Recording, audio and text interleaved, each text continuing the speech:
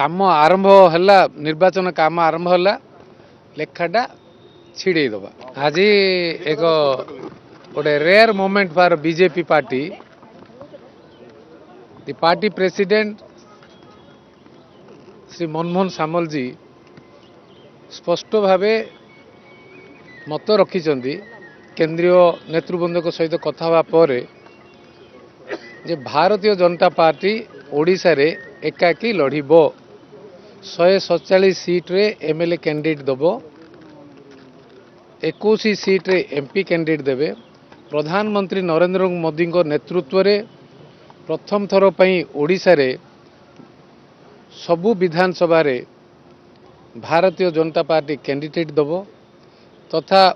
double engine सरकार मोदी बाबू जो Badachana meeting रे कहिथिले लोकंकर श्रद्धा स्नेह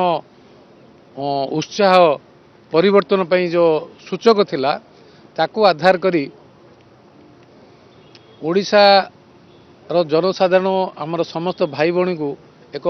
अमूल्य दुर्लभ सुजोग आसीची जे परिवर्तन पई आउ 30 दिन कि 40 दिन रो कथा समस्त एक ही परिवर्तन पई जो सुजोग आज